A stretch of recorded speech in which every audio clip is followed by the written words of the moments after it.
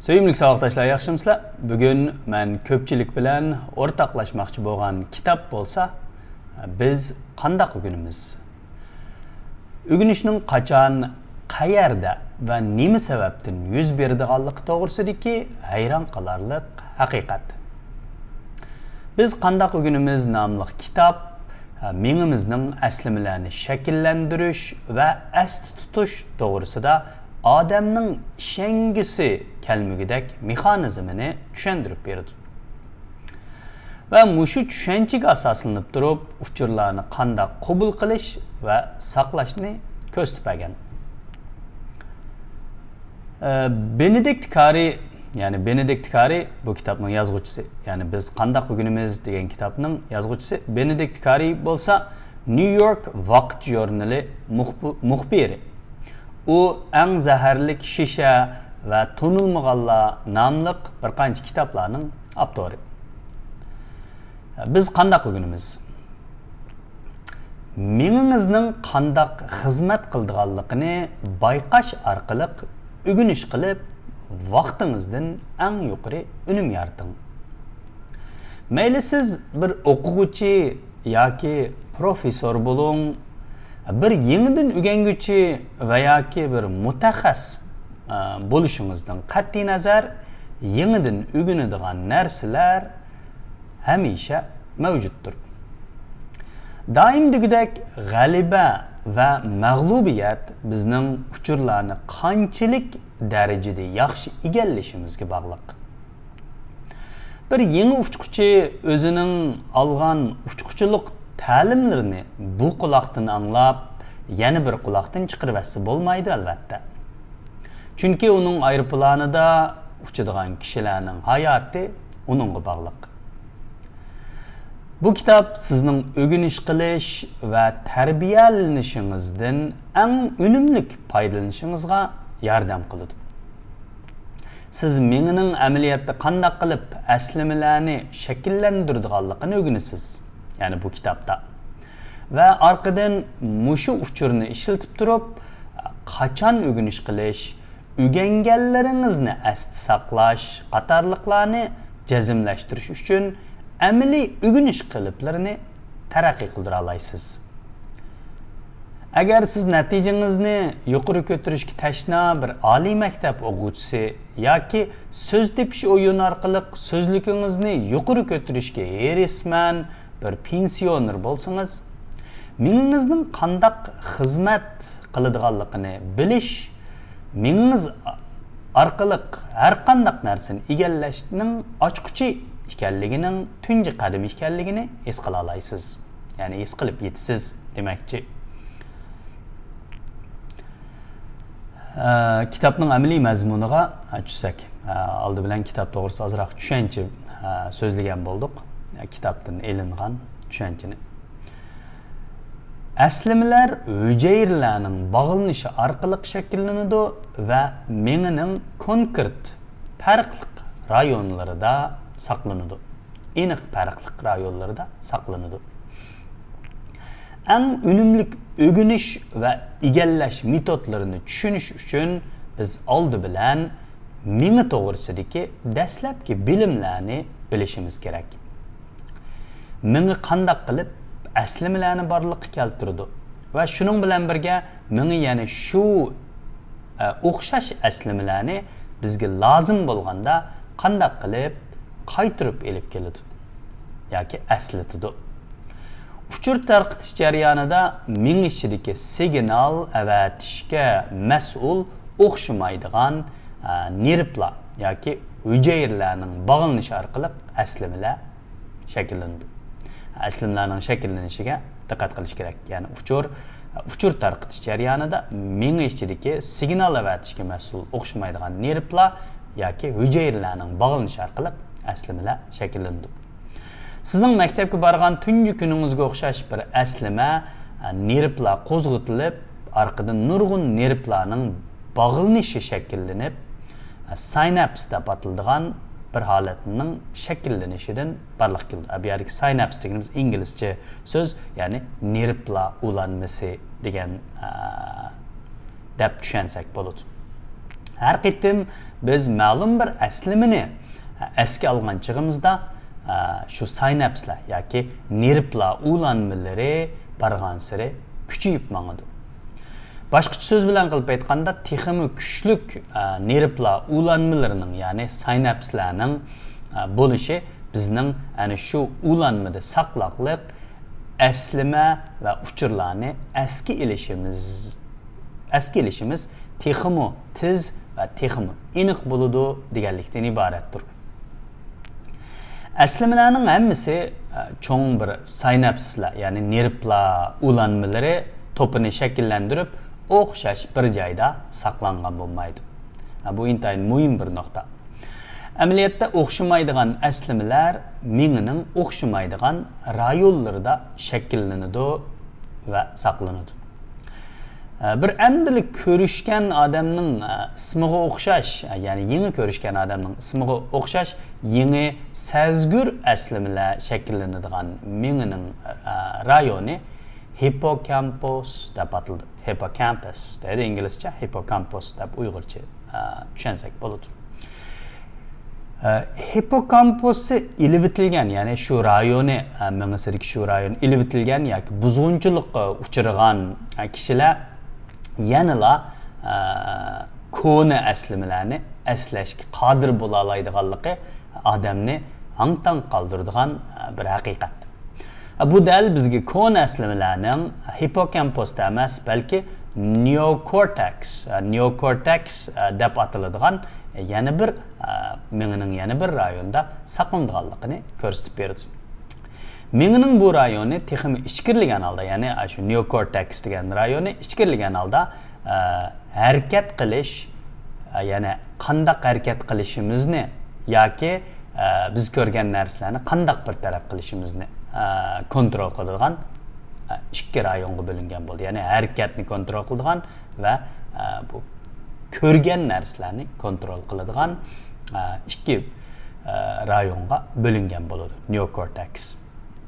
Masalan, siz maktabga borgan tungi kuningizni o'ylagan chig'ingizda sizning miyangiz ana shu ko'rgan uchurlarning qayerga saqlanganligini izlaydi. Ko'rgan uchurlar albatta neocortex saqlangan bo'ladi.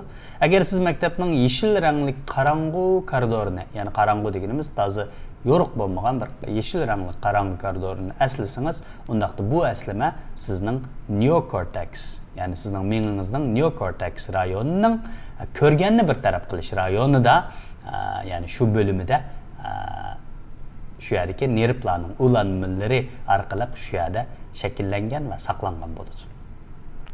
Şuna agar bir aslimi nurg'unlagan qo'zg'atuvchilarni o'z ichiga olsa, ya'ni ranglarni, ya'ni ko'rish sezimimiz bilan munosabatlik, purash sezimi bilan munosabatlik, ya'ni puraqlarni, yana his qilish sezimimiz bilan tutish orqali yoki mingish orqali his qilgan, ya'ni dastlab qo'limizda tutib degandek shunaqa his qilgan jismlar deylik, shularni o'z ichiga olgan bo'lsa, ya'ni har xil nurg'unlagan o'xshamaydigan qo'zg'atuvchilarni o'z ichiga olgan bo'lsa bir aslima. Bundaq sharoitda bu aslima miyaning o'xshamaydigan rayonlaridagi nurg'unlagan nervlar ulanma torlari, ya'ni sinapslar orqali saqlangan bo'ladi. Buningdan siz nima uchun bundaq aslimalarni ochiq aslaya oladiganligingizni bila olasiz. Texmi aniq qilib aytganda, qanchalik ko'p joyda ulanma bo'lgan bo'lsa, bir aslimaga qarta shunchaki yaxshi aslaya olasiz degan gap. Yaxshi bir kechilik uyquga erishish, endi uyquga o'tdik saboqdoshlar. Yaxshi bir kechilik uyquga erishish deganlik o'rganganlaringizni aslashingiz va saqlab qolishingiz uchun nihoyat muhim deganlikdir. Agar siz bir aldirash kishi bo'lsangiz, uxlash ishlarini qilishimga to'sqinlik qildi deb o'ylashingiz mumkin. Lekin bu butunlay xato. Yetarlik uyquga erishish miyangizning yangi aslimalarni shakllantirishi va to'plashi uchun, ya'ni asli saqlashi uchun kam bo'lsa bo'lmaydi. Ya'ni kam bo'lsa bo'lmaydigan bir ish uxlash demakchi, yetarlik uxlash. Gerçi biz uyquning bedenimiz va mengimizga dal qandaq ta'sir qilishini butunlay tushunib yetolmagan bo'lsaqmi, tadqiqot uyquning texmi yaxshi tushunishimiz, asli saqlashimiz va uchurlarni bartaraf qilishimizga yordam qiladiganligini ko'rsatib bergan. Bir tadqiqotda qatnashuvchilar ikki guruhga bo'lingan va aslimi vazifasi berilgan.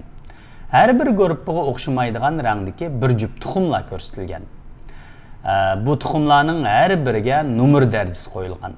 Ondan qatnashuvchilardan tuxumlardagi nomer darajasidan qanchiligi esida borligi to'g'risida sinab qilingan. Lekin bu guruhlar o'rtasida bir cho'ng farq shakllangan. Ya'ni cho'ng farq bor bo'lgan asli. Bir cho'ng farq bor. Ya'ni bir guruhdagi qatnashuvchilar imtihondan ilgari yetarlik uxlagan, yana bir guruhdagi qatnashuvchilar bo'lsa uxlamagan. Natija shuni ko'rsatganki, uxlagan guruhdagilar alohida yaxshi natijaga erishgan. Ya'ni ular tuxumlardagi daraja nomerlarining 93%ni aslay olgan.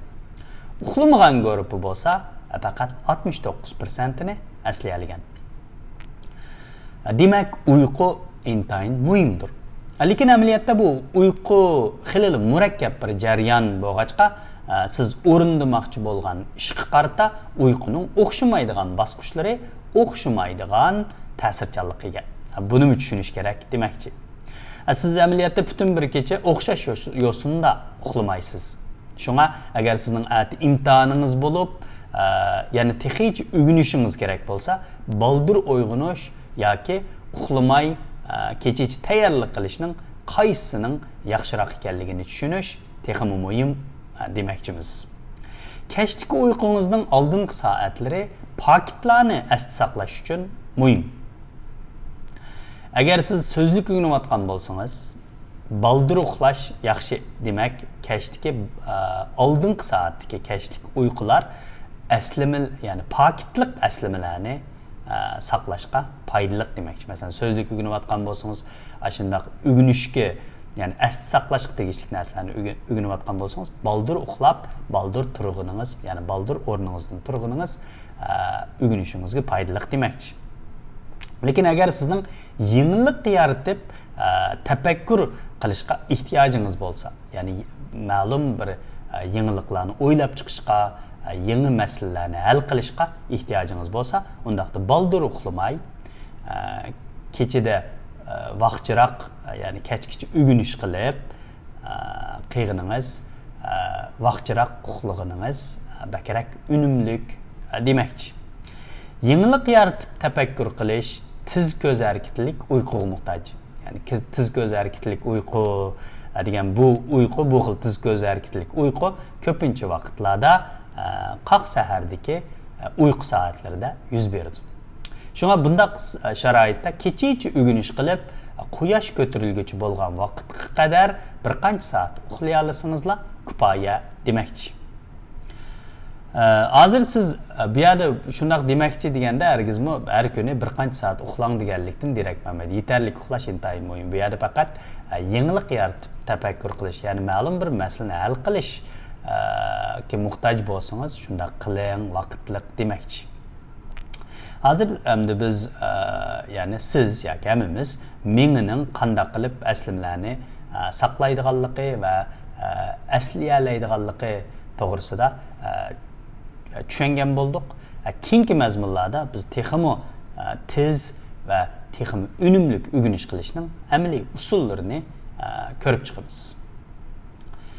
Hamisha o'xshash o'rganish shaklini qo'llanmang. Chunki o'xshamaslik sizning texmi yaxshi asli qoldirishingizga foydali.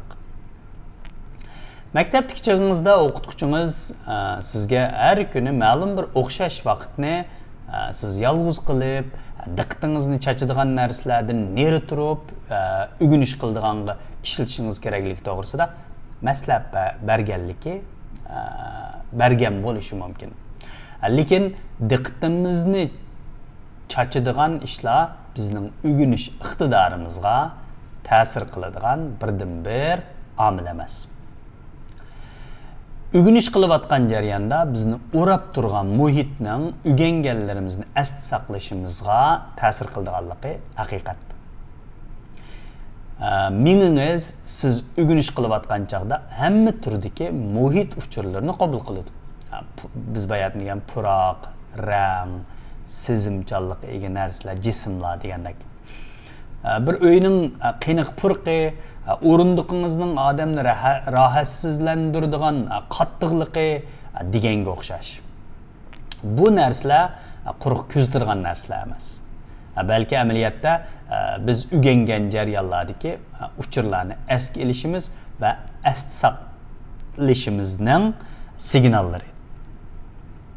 Tajribaga qatnashuvchilar har xil muzik qo'yilayotgan uyda bir qator tizimlikdagi so'zlarni o'rgangan, ya'ni bir qator tizimlikdagi so'zlarni o'rgangan, bir tajribada yuqorida o'tirib qo'ygan nuqta muayyanlashtirilgan. Ulardan imtihon qilingan chaqda tajribaga qatnashuvchilar imtihonda boshqa muzik qo'yilgan yoki muzik qo'yilmaganga selishtirganda o'rgangan vaqtdagi muzik qo'yilganda bir hassa ortiq so'zni aslay olgan. Bu tajribaning natijasi shuni bu tajribaning natijasi shuki tajribaga qatnashuvchilar o'rgangan chaqda bo'lgan signallar qayta ko'rilsa yoki paydo bo'lsa, ularning mingisining shu signallarni shu signallar ba vaqtda o'rgangan uchurlarni eslashiga yordam qilganligini ko'rsatgan. Bu usulni ishlatib turib, har qanday ahvolda uchurlarni eslashga qodir bo'lish uchun o'rganish muhitingizni o'zgartirishni o'ylashib ko'ring. Siz imtihon berayotganda o'zingizning muhitingizni qaytadan shakllantira olmagan bo'lg'achqa, siz uning o'rniga o'rganish qilibingizni o'zgartirib ko'rsangiz bo'ladi. Siz xotir qoldirib o'rganganda xotiriga xat yozish bilan kompyuterga xat urishni almashtirib elib borsangiz bo'ladi. Yoki bo'lmasa siz bir kuni sirtda o'rganish qilgan bo'lsangiz, yana bir kuni uyda o'rganish qilsangiz bo'ladi. Bu qarmoq kichikdek turgan o'zgarishlar amaliyotda mingizning o'xshamaydigan qismlarining siz o'rgangan uchurlarni asli saqlab olishingizni jazmlashtirib beradi. Bugun besib o'rgansangiz, ertasi unutib qolasiz. Uchurni uzun mezgil asli saqlayman desangiz, orliq tashlab o'rganing. Siz imtihondan bir kun ilgari o'rganishga tegishli narsalarni besib o'rganadigan tipga kiramsiz. Bu strategiya sizga asqatamdi. Bu xil usul imtihonga asqatishi mumkin. Lekin siz o'rgangan materialni uzun asli saqlab bo'la olmasligingiz turganligan. Amaliyotda faqat o'rganish vaqtingizni parchalab o'tish orqali siz uchurlarni yoki o'rganganlaringizni uzun mezgil asli saqlashni muayyanlashtira olasiz. Bu orliq tashlash unumi deb ataladi.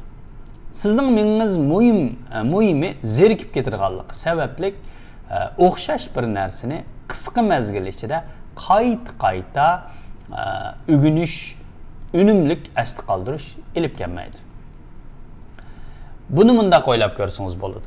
Siz bir o'ltirishga borgan chig'ingizda yangi qo'shniga tanishtirildingiz.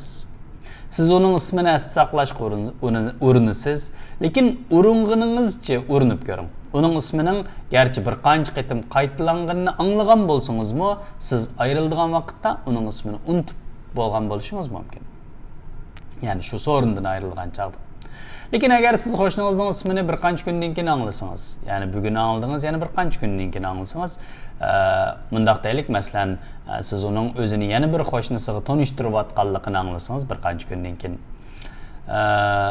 Shuning bilan bu yangi uchur, ya'ni yangi uchur deganimiz asli yangilangan uchur demakchi. Boshdagi aslimalaringizning nervlar orasidagi ulanmalarni, ya'ni synapsni yana bir qitim kuchlantirib beradi.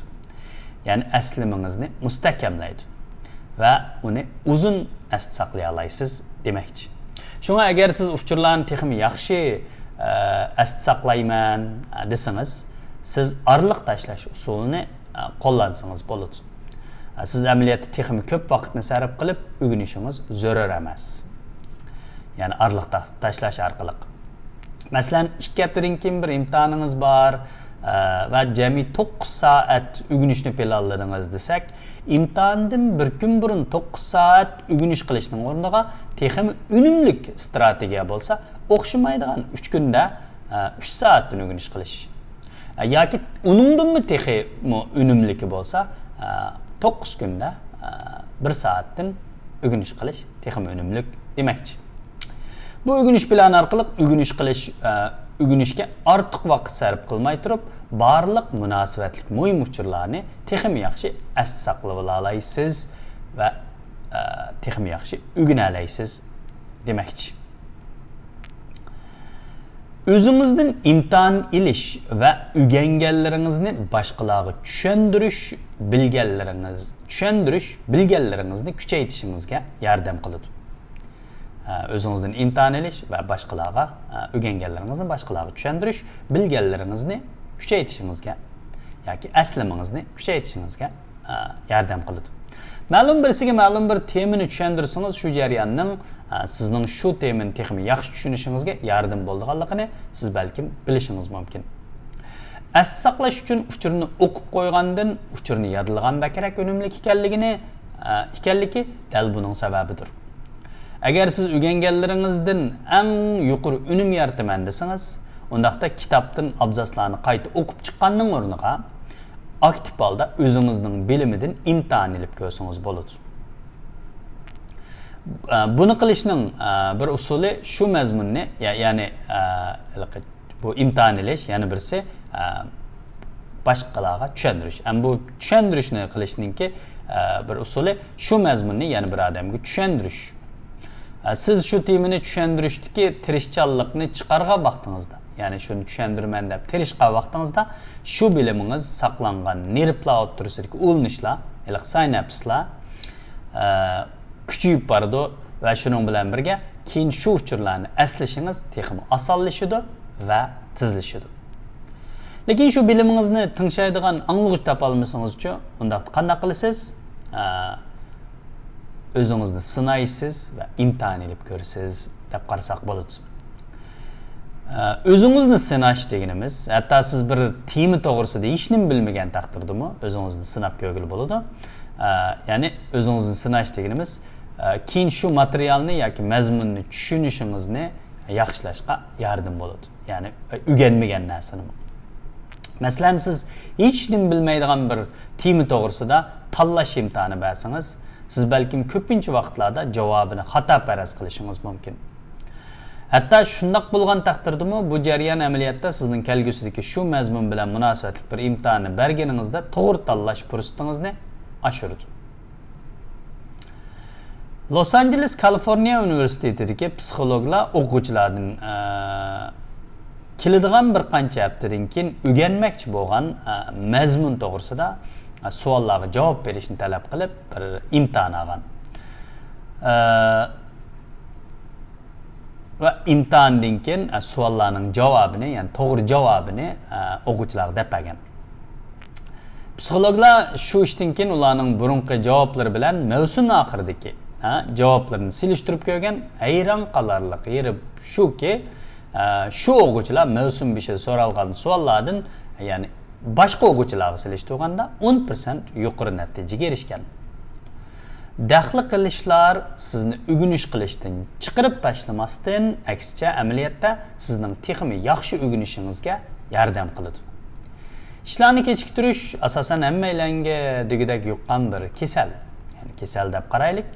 Biz bir ishni qilishdan ilgari so'ralmalik qilamiz, asonli diqqatimiz chechilib ketadi, taki biz shu ishni jiddiy qilib bitirishga majburlanmoqcha.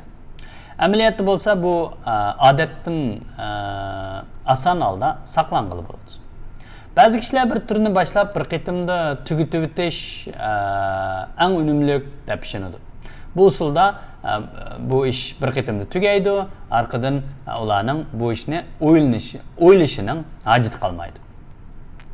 Shundaqdimi bir turni uzunroq vaqt jarayonida tugutish daxli qilinishlarga bo'shliq yaratib berdi va o'rganishga eng yaxshidir.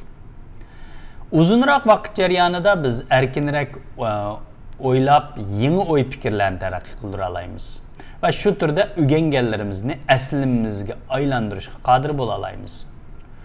O'rganganlaringizni aslay olmasangiz, o'rganish qilganning nima maqsadi bo'ldi deysiz. Bir tadqiqotda qatnashuvchilarga so'z tepish o'yiniga o'xshash ma'lum sondagi kichik topshiriqlar berilgan.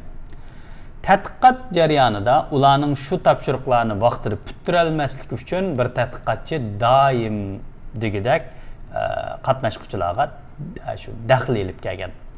Oxirida tadqiqotchi qatnashuvchilardan ular tamomlagan topshiriqlarning tizimligini yezib chiqishini so'raganda, qatnashuvchilar daxliga uchrab vaqtida puttira olmagan topshiriqlarni eng yaxshi esiga ola olgan. Agar daxliga yo'l qo'ysangiz, siz o'rganganlaringizni texmi yaxshi esingizda tutib qolmasdan, balki daxliga uchirgan o'rganish turlaringiz sizning esingizda qoladi va yangi ideyalarning shakllanishiga yo'l ochadi. Texmi ishkirliganda siz bir masalani hal qilishga urinayotgan chig'ingizda to'xtab orom elishlar masalani yangi nuqtai nazardan turib ko'rishingizga yordam qiladi. Chunki daxlilar sizning muqimlashib ketgan ko'z qarash va fikrlaringizning o'zgarishiga va o'rganish turini yangi ko'z bilan ko'rishingizga yo'l ochib beradi. Shunga agar siz uzun vaqt bir matematika masalasini hal qilish yo'lida terishayotgan bo'lsangiz, dam olish muhim. Piyoda yo'l yurib keling va orqadan bu masalani ishlashga urinib beqing. Siz uzun o'tmay, hatto siz shu masalalarni o'ylamayotgan chig'ingizda hal qilish choralarini tep chiqadiganligingizni bayqaysiz. Ya'ni bu amal kallamga ajab kelib qoldi deb o'ylab qolishingiz mumkin. Ko'p xillik asli saqlashning tetqusi. Faqat bir iqtidorga diqqatingizni berib qo'ymang. Bir vaqtda o'xshamaydigan iqtidorlarni mashq qiling. Agar siz boksga o'xshash boksyorlikqa o'xshash ma'lum tanarkat turi darsiga qatnashib baqqan bo'lsangiz, sizning mashqavolingiz qaytilashning muhimligini ta'kidlagan bo'lishi aniq. Mushni joyiga va to'g'ri vaqtda takkizishga usta bo'lish uchun qayta mashq qil degan bo'lishi mumkin. Lekin mushu eng unumli usulmi deganda, ya'ni bir xil mushni qayta mashq qilish eng unumli usulmi deganda javobi undaq emas. Tadqiqot shuni ko'rsatadiki, amaliyotda ko'p turli qaytilanish, ya'ni bir xil mush etish emas, har xil o'xshamaydigan mushlishlarni mashq qilish demakchi. Shunda qilish ko'p turli qaytilanish tar doiradagi diqqat qilishdan texmo unumlik. Bir tadqiqotda tadqiqotchilar bolalarning tosh xaltini tashlashini, o'rganishni ikki guruhga bo'lib elib borgan. Birinchi guruhda faqat 1 metr oraliqqa tashlashni nishonlab mashq qilgan, ikkinchi guruhi bo'lsa 60 santa va 1 metr 20 santa oraliqqa tashlashni mashq qilgan. Ular o'xshash vaqt sarf qilib, bu ikki guruhga o'xshash bir ishni qilgan, lekin usul o'xshamagan. Bir guruhi 1 metrga, ya'ni bir guruhga 60 santa va 1 metr 20 santaga etishni mashq qilgan. 6 qitimliq mashq qilishdan keyin bu ikki guruhga o'xshashli 1 metr bo'lgan oraliqdagi nishonga etishda musobaqalashgan. Hayron qolarlik yeri shuki, garchi ikkinchi guruhga 1 metrlik nishonni ko'zlab mashq qilib bormagan bo'lsa-mu, ular birinchi guruhdan yaxshiroq natijaga erishgan. Sababi nima deyilganda, chunki ularning tarbiyalanishidagi ko'p xillik ularda umumiylikni ko'zlagan holda iqtidorni, ya'ni umumiylikni ko'zlagan iqtidorni yetildirgan. Ana shu iqtidor har qanday nishonga qo'llansa bo'lgan iqtidordan iborat demakchi. Faqat bir xil nishonga mashq qilgandan har xil nishonga mashq qilsangiz, qanday nishon bo'lsa, shuning hammasini yaxshi o'rinlay olasiz degan bir mazmun, degan bir nuqtai nazar. Tarbiyalanishingizga ko'p xillikni qo'shish sizni kutilmagan ahvollarga qarata texmi yaxshi tayyorlikqa ega qiladi. Ko'p xillik sizdan texmi ko'p o'y fikr va tirishchanlikni talab qiladi. Ana shu o'y fikr va tirishchanlik qaytilanish orqali texmi kuchayib boradi. Undaq siz ko'p xillikning qaytilanishini qanday qilib o'rganishingizga ishiltalaysiz? O'rganish usulingizni ko'p xillashtirishga urinib ko'ring. Hatto bu soatdan yana bir soatga nisbatan ham shunday qilib ko'rsangiz bo'ladi. Bu sizning shu o'rgangan iqtidorni yana bir boshqa bir ahvol ostidami qo'llana olishingizning mumkinchiligini yuqori ko'taradi.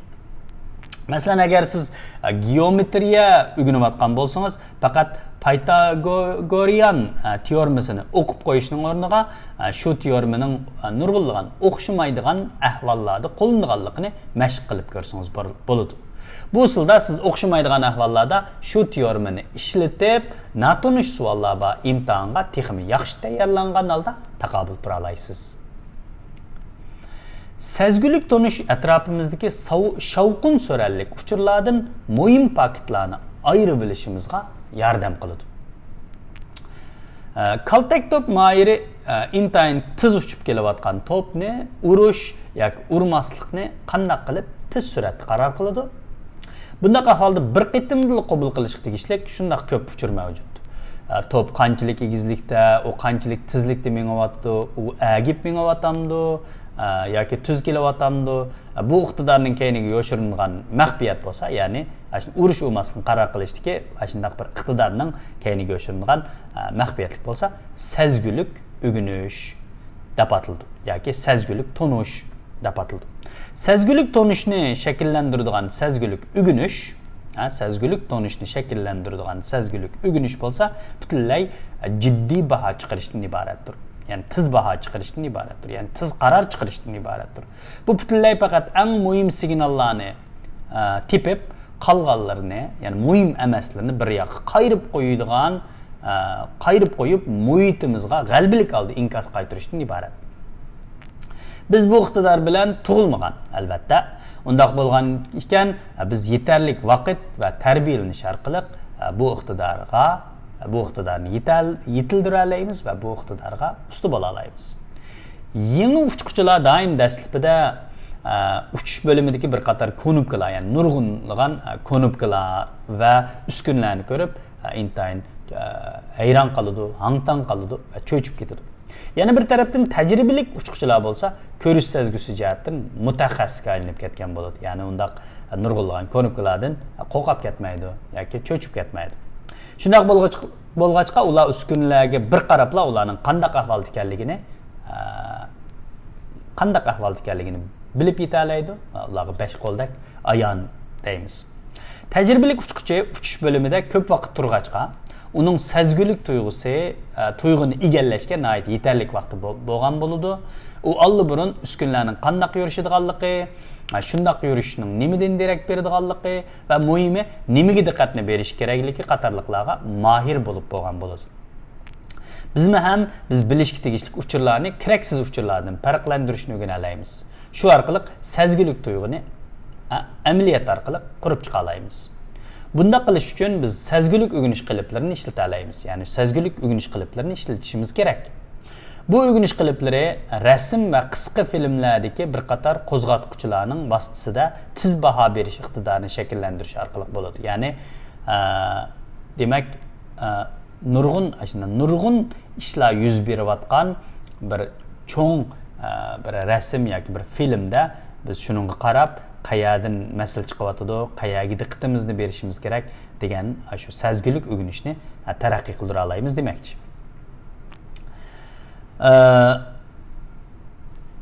Bir tadqiqotda tibbiy o'quvchilarga teri yaralarining rasmlari ko'rsatilgan va ulardan qaysi xildagi yara tip ekanligini tiz qaror qilish talab qilingan. Bu xil tiz qaror chiqarish usuli o'quvchilarning to'g'ri javobni tiz tepishiga yo'l ochib bergan va ular oxiri teri kasallarini tipga ayirish mutaxassislariga aylangan.